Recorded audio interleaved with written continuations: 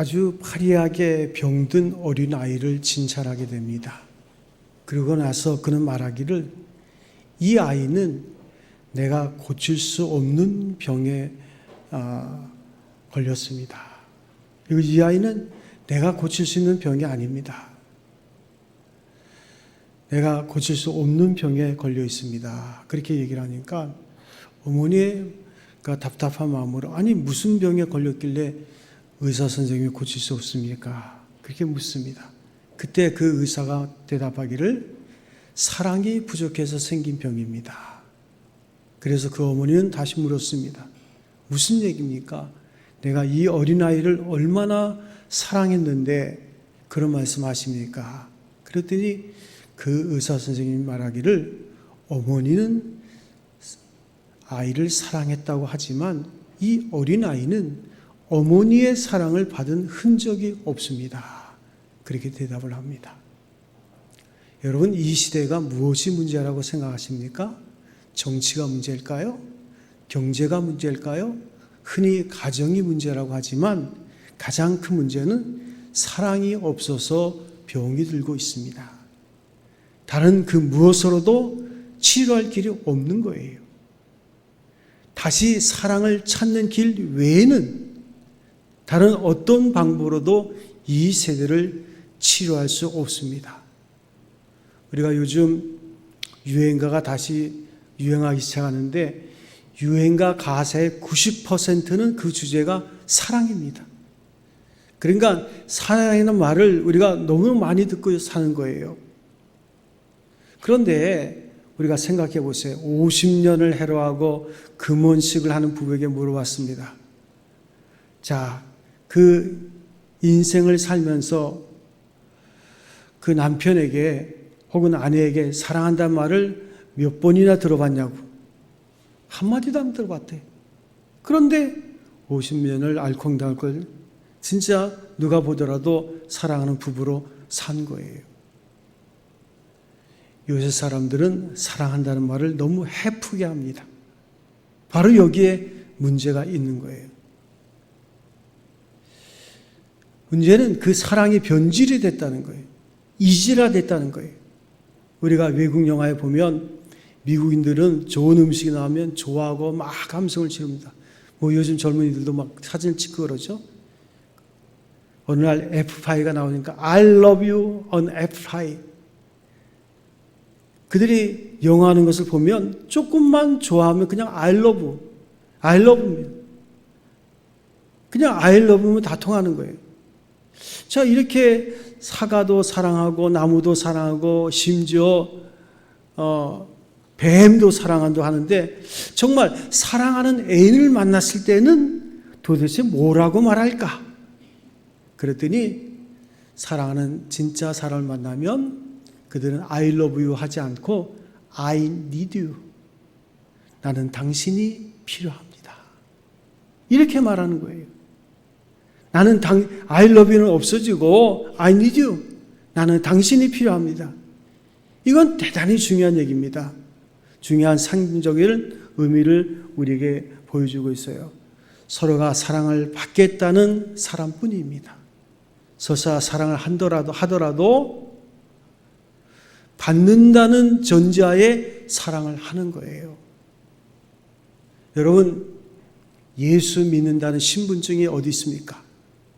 우리가 신분증이라 하면 뭐 이름은 적고 그 다음에 나의 직업, 생일, 뭐 그리고 주소 뭐 이런 거 적자. 그런데 기독교인이라고 하는 신분증은 무엇이라고 생각하십니까? 십자가를 목걸이를 달아야 되겠습니까? 아니면 남자들은 가슴에 십자가 배지를 달아야 되겠습니까? 어떤 분이 교회를 다니는데 남자분인데 커다란 금 십자가 배지를 가슴에 달았어요. 그랬더니 그 친구가 그를 붙들고 하는 말이, 이 사람아, 내가 어느 사람이 쓴 논문을 봤더니 가슴에 단 십자가 크면 클수록 위선도가 높다고 그러더만. 그랬더니 당장 그는 그 십자가를 떼서 주머니에 넣는 거예요. 그래서 그 사람이 한마디 더 했답니다. 주머니에 떼서 넣는 사람은 더 위선자라 그러더만. 자, 어떻게 하면 좋겠습니까? 도대체 예수 믿는다는 증명이 무엇입니까? 거기에 사랑이 있는 거예요. 우리는 그리스도인이란 그 말 자체가, 크리스찬이라는 말 자체가 소속이 됐다는 거거든요. 그러면 누구에게 소속됐습니까? In Christ. 주님께 소속됐다면 주님의 법을 지켜야 되는데 주님은 우리에게 분명히 새로운 법을 주신 거예요. 그리고 너희는 이렇게 살아라. 그래서 크리스찬의 사랑의 길은 곧 그리스도적인, 예수님적인 것입니다. 오늘 성경 본문에 보면 사랑하는 자들아 우리가 서로 사랑하자. 서로 사랑하자. 아주 귀한 말씀이죠. 예수님은 내가 너희를 사랑과 같이 서로 사랑하라 그랬어요.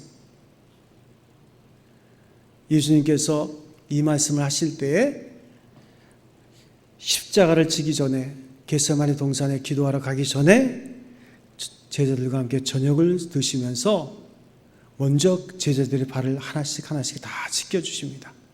가룟 유다의 발을 제일 먼저 씻겼죠. 끝까지 사랑하셨어요. 그리고 말씀하십니다. 내가 너에게 새 계명을 주노니 내가 너희를 사랑한 것 같이 서로 사랑하라.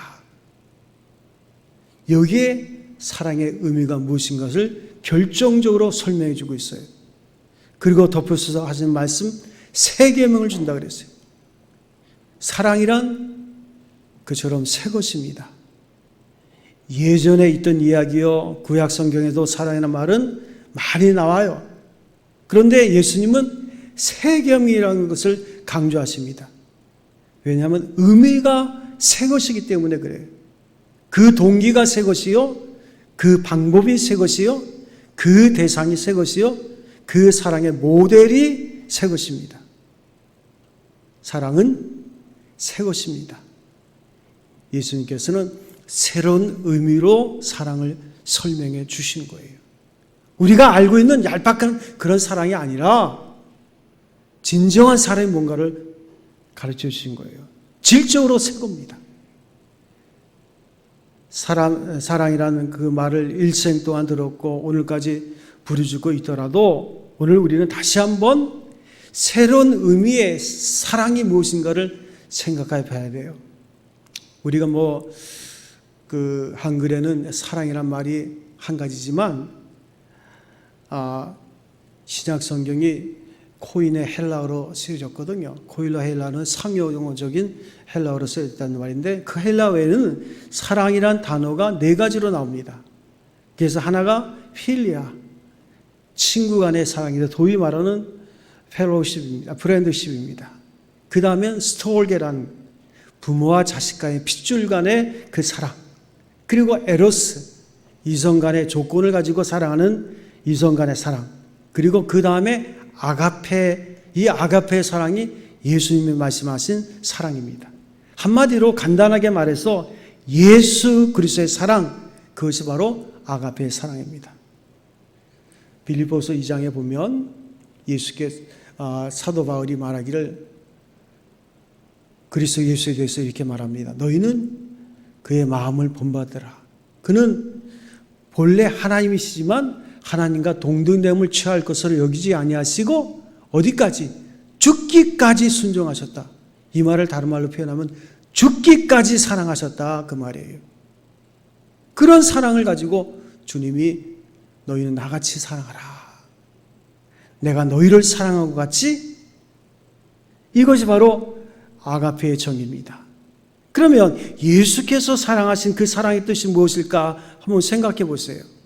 이 사랑은 의인을 사랑하는 것이 아니라 죄인을 사랑하는 것입니다. 그래서 유명한 신학자 칼 바트의 말이 있어요. 하나님의 사랑은 그 대상을 찾아서 헤매는 것이 아니라 그 대상을 창조한다는 거예요. 우리는 누구를 사랑할까? 어떤 사람을 사랑할까? 어떻게 사랑할까? 어떤 사람이 내 사랑을 받을 수 있을까? 그 사랑을 받을 만한 대상을 만들어서 어떤 사람은 마음에 안 들고 어떤 사람은 마음에 들고 이렇게 우리가 구별을 하잖아요. 그러나 이 아가페 사랑은 조건이 없어요. 사랑할 만한 대상이 안 되면 사랑하게끔 만드는 거예요. 그래서 창조적인 사랑입니다. 이 사랑에는 다른 이유가 없습니다. 사랑 그것만이 이유예요. 또한 그 사랑은 행동적인 것입니다. 그는 사랑하셨어요. 높은 데 계셔서 사랑하신 것이 아니라 그 인간의 몸을 입고 이 땅에 오셨어요. 그리고 자신을 주셨어요. 그 다음에 중요한 것은 자기 생명을 주셨어요. 십자가에 죽으셨다는 것은 아무것도 되돌려 받지 못하는 것을 의미해요. 나를 사랑하는 사람이 죽으면 되돌려 줄 수도 없고 그 사랑을 갚을 길이 없잖아요. 그래서 우리가 장례식 때 부모의 장례식은 슬픈 거예요. 더 사랑할 수 있는 기회가 없으니까.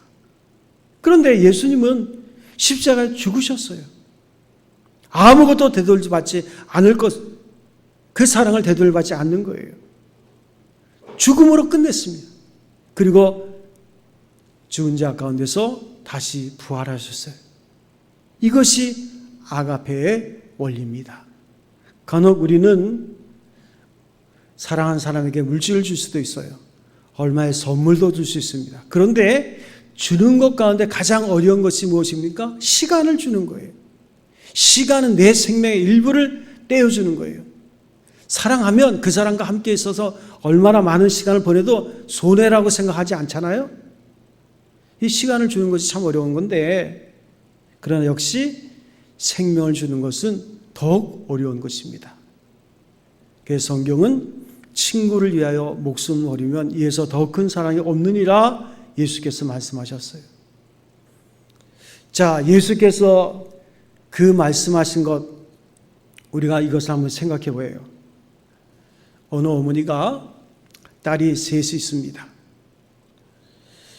그리고 그 딸을 혼자서 데리고 생활을 하는데, 거기에다가 고안해서 양녀 하나를 더 데리고 왔어요. 그리고 그 딸들 셋에게 말하기를 이 애를 막내 동생으로 생각하고 너희들과 깊이 사랑해라고. 그런데 이 어린아이가 그 집에 와서는 울기만 하는 거예요.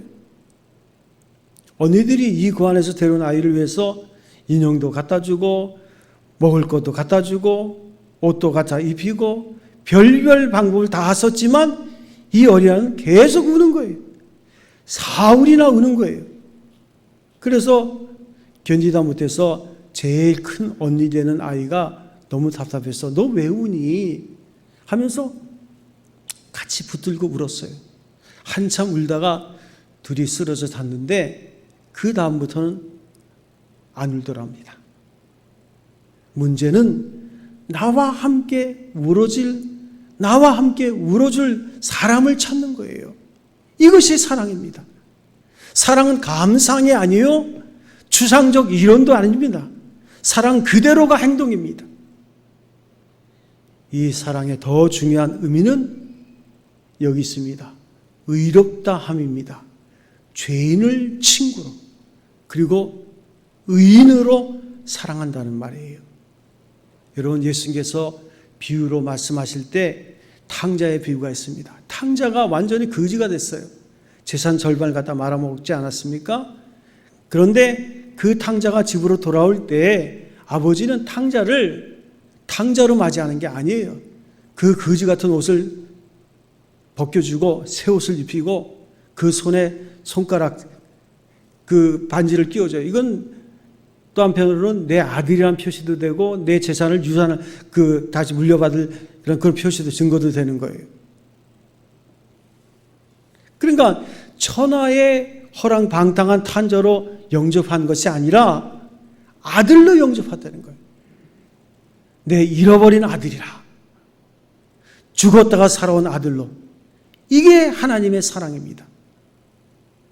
귀신이 들려가지고 18년 동안 빨가벗고 돌아다니는 미치광이 여자, 그 여자를 보고 예수님이 뭐라 그랬어요? 이도 아브라함의 딸이다. 다시 말하면 저도 내 사랑하는 자녀다. 이게 말이 됩니까? 우리가 간혹 보면 가정 문제로 복잡해하는 분들에게 이런 일이 있어요. 밖에 나갔다가 몇 년 후에 돌아온 남편을 대할 때 어떻게 사랑하느냐 물었더니 아이고 그 인생이 불쌍하죠. 그 인간 그 불쌍해서 그냥 내가 그냥 사랑하는 겁니다.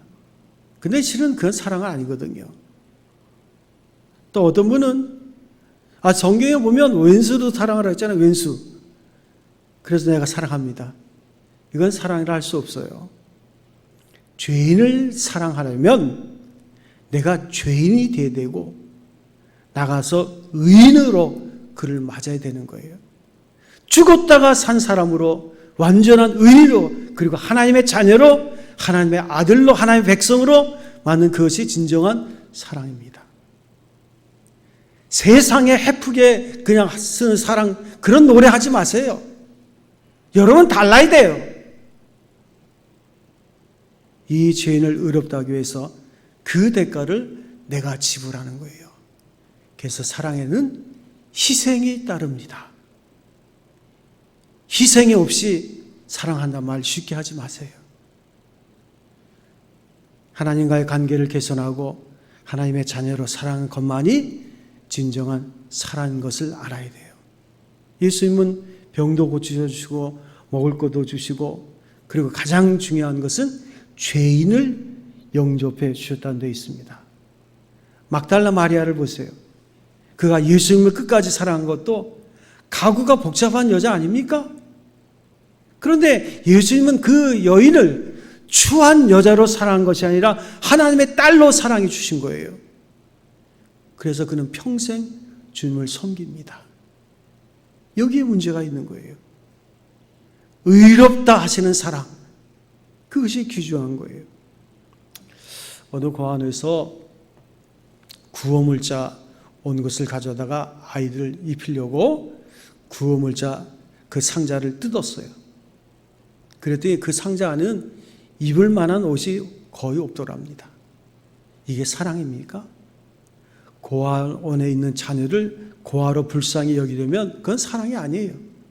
내 딸처럼 내 아들에게 입히는 옷과 같은 새 옷을 보내야지요.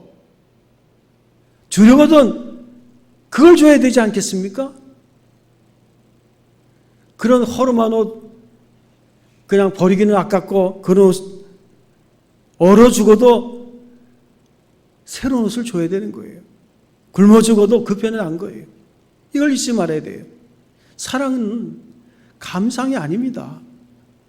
구제는 이런 감성으로 도덕적 향락주의를 즐기는 사람들의 유의가 아니라예요. 문제는 그 마음속 깊이에서 어떻게 대하느냐. 깊은 하나님의 자녀로 하나님의 아들딸로 내 아들딸로 대할 수 있는 마음이 사랑인 거예요. 교회에서는요 누구든지 들어오면 반갑게 맞이하고 사랑할 수 있어야 돼요. 우리는 하나님의 사랑을 이미 알고 있고 이 사람은 모르는 사람인데 누가 들어오는지 나가는지 관심도 없어요. 죄인을 의인으로 그리고 더러운 자를 성결한 자로 살아가는 것이 진정한 사랑이요 그리스도의 사랑이요 건강한 사랑입니다. 예수님께서는 이 사랑의 승리를 항상 강조하셨는데 그는 그 사랑 속에서 큰 기쁨을 얻었어요. 요한복음 4장 32절과 34절에 보면 나의 양식은 나를 보내신 이의 뜻을 행하는 것이로다. 요한복음 4장에 생각하죠? 사마리아 수가성 여인, 그 여인은 남편이 5이에요. 이름 말할 수 없는 더러운 여인이잖아요. 근데 그 여인에게 복음을 전했어요. 그랬더니 그 여인이 너무너무 기뻐하는 거예요. 양동이를 내팽개치고 내가 선지자를 만났다 하면서 동네방네 가면서 막 내가 선지자를 만났다고 즐거워하는 거예요. 그때 제자들이 돌아왔어요. 예수님 우리가 먹을 걸 구해왔습니다. 나는 배고프지 않다고. 아니 누가 먹을 걸 갖다 줬어요? 그때 하시는 말씀이 나의 양식은 나를 보내신 이의 뜻을 행하는 것이로다. 선한 일을 하면서 배고픔도 몰랐고 목마름도 다 잊은 거예요. 이게 사랑이에요. 그래서 사랑에는 피곤이 없습니다. 어떤 분이 가끔 그런 목사님 피곤해 죽겠어요. 사람이 제일 피곤해요. 우리 딸이 왜 이렇게 말을 안 듣는지 진짜 우리 남편이 왜 그렇게 사는지 지겨워요. 인생이 피곤해요. 진짜 인생이 피곤할까요? 사랑이 없어서 피곤한 거예요. 우리는 사랑에 힘이 있어요. 모든 것도 감당할 수 있는. 그래서 우리가 쉽게 피곤하다는 말을 하는 게 아니에요. 요한복음 12장 23절과 24절에 보면 십자가를 앞에 놓고 예수께서 하신 말씀이 뭐예요? 인자가 영광을 얻을 때가 왔도다. 죽음을 앞에 놓고도 하나님은 그 큰 사랑으로 그 죽음을 덮는 거예요. 그 죽음이 그에게 스트레스가 되고 피곤함이 된 게 아니잖아요. 여러분 인생이 피곤하십니까? 사랑할 줄 모르고 사랑을 알지 못하기 때문에 그런 거예요. 그 유명한 알렉산더 대왕이 천하를 얻은 33살에 온 천하를 얻었잖아요. 땅끝까지 정복했잖아요. 그래서 어떤 분이 물어요. 어떻게 해서 당신은 이렇게 훌륭한 왕이 될 수 있었습니까? 했을 때 그는 대답했습니다. 나는 원수를 사랑해서 친구로 썼습니다. 이것이 위대한 사람이에요. 원수를 사랑해서 친구를 쓸 수 있는 자면 그는 천하를 얻을 수 있습니다. 그러면 하나님은 여러분과 저에게 그런 능력을 주셨는데 그 사랑 하나만 제대로 알면 우리는 능력 있는 삶을 사는데 예수께서 말씀하십니다. 내가 너희를 사랑한 것 같이 너희도 서로 사랑하라. 내가 사랑함으로 그 사랑을 돌려받겠다는 것이 아니라 사랑을 받았으면 이제는 너희도 서로 사랑하라. 나를 서로 사랑하는 중에 그 열매를 얻겠다는 거예요. 네가 나를 사랑하느냐? 내 양을 먹이라. 우리가 잘 알잖아요. 예수님을 3번씩이나 모른다고 부인했던 베드로에게 원초적인 이름을 부르면서 요한 아들 시몬아 네가 나를 사랑하느냐? 3번 부인한 것처럼 3번 주님께서 물으셨어요. 마지막에는 베드로가 주님께서 아십니다. 할 말이 없어요. 그게 이제 여러분들이 그걸 보면 참 재밌어요. 하나님은 아가페 사랑으로 네가 나를 진정 사랑하느냐? 근데 베드로는 에로스의 사랑으로 대답을 하는 거예요. 아가페의 그 사랑은 자기가 감당 못할 것 같아. 근데 또 3번째 물으시니까 그때는 주님께서 하십니다. 그때 예수님은 놀랍게도 그 배신자 베드로에게 사명을 주시는 거예요.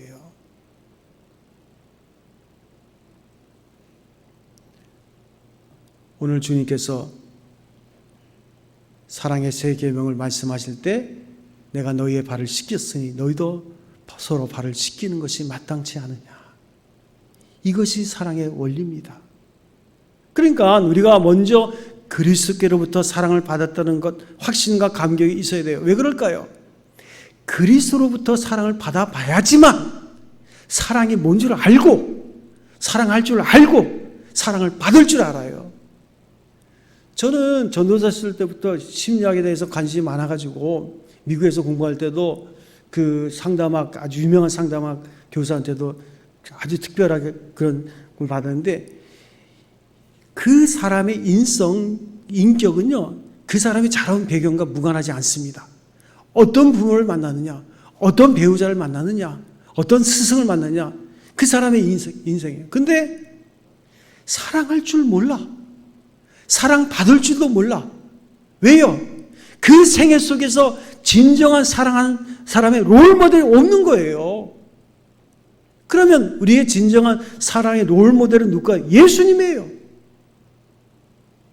예수님의 사랑을 받는 그 감격, 그 사랑에 대한 체험, 리얼이 있어야지만 확신과 감격이 있어야지만 우리는 사랑을 줄 수도 있고 사랑을 받을 수도 있는 거예요.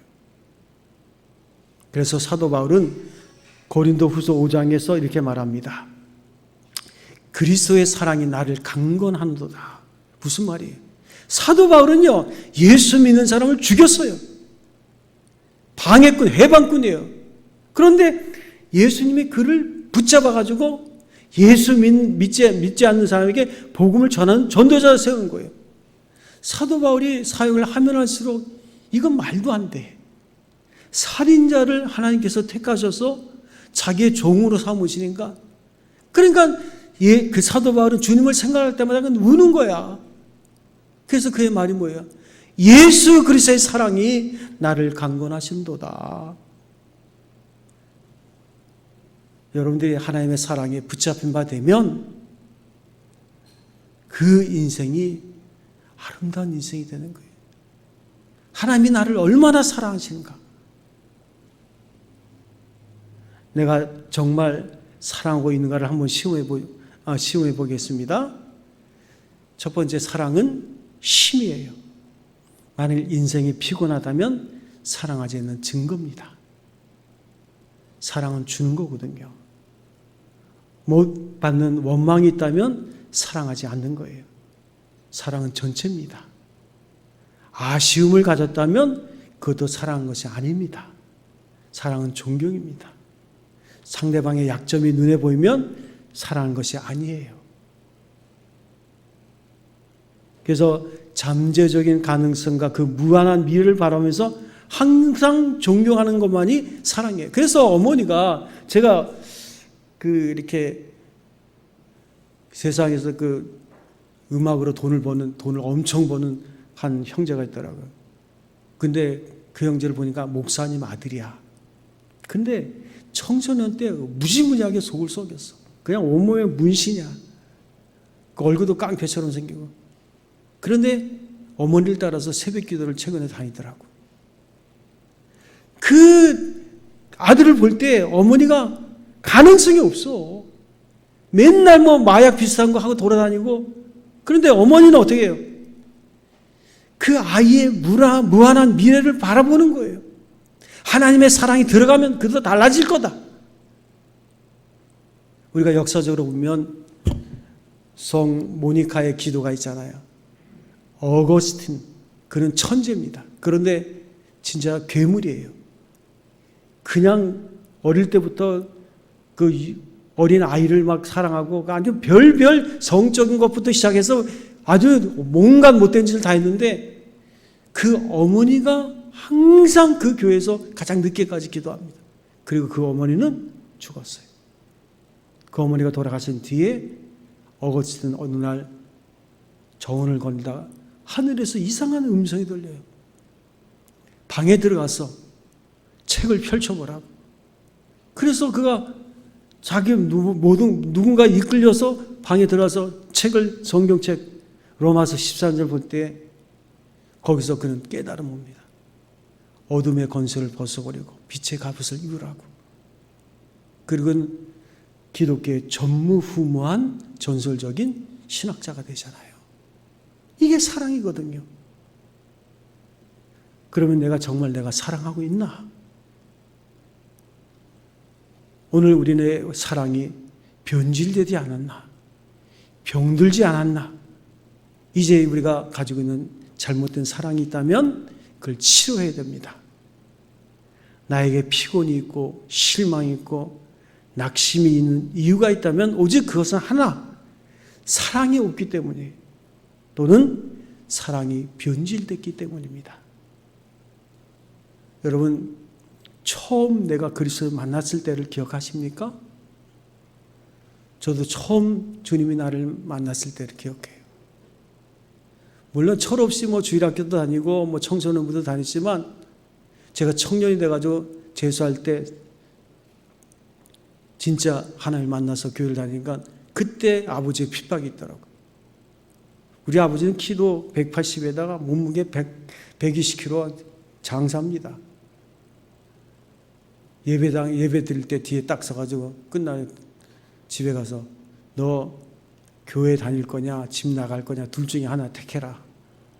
그렇게 신앙생활을 했어요.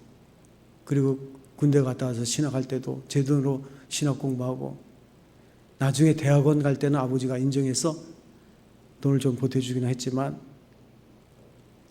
그때 간절하게 하나님을 사랑했던 제가 신학교 다니면서 항상 많이 울었는데 우는 게 뭐냐면 다른 그 신학생들은 뭐 아버지가 목사고 뭐 장로님 권사해가지고 맨날 기도해주고 등록금 내주고 저는 항상 제가 등록금 걱정만 하고 다녔거든요. 그러니까 울기도 많이 울었죠. 야, 누가 날 위해서 기도해주나. 그런데 지금 생각해보니까 그때가 너무 좋았던 것 같아. 그때가 진짜 하나님의 사랑에 붙잡힌 바 되어서 오늘 우리가 처음 그리스도를 만났을 때 그 처음 사랑을 잃어버리지는 않았나. 원점으로 다시 돌아가야 돼. 이제 우리는 여기서 사랑의 진실을 물으면서 회개해야 됩니다. 내가 그리스도인적인 사랑의 증거를 지니고 있나? 과연 내가 그리스도께 속한 자가 되고 있나? 사랑의 영역, 사랑의 영, 사랑의 힘을 우리가 얻어야 돼요. 그리스도로부터 사랑의 힘을 얻을 때 우리의 삶은 달라지는 거예요. 성경 말씀합니다. 7절과 8절 사랑하는 자들아 우리가 서로 사랑하자. 사랑은 하나님께 속한 것이니 사랑하는 자마다 하나님으로부터 나서 하나님을 알고 사랑하지 아니하는 자는 하나님을 알지 못하나니 이는 하나님은 사랑이심이라.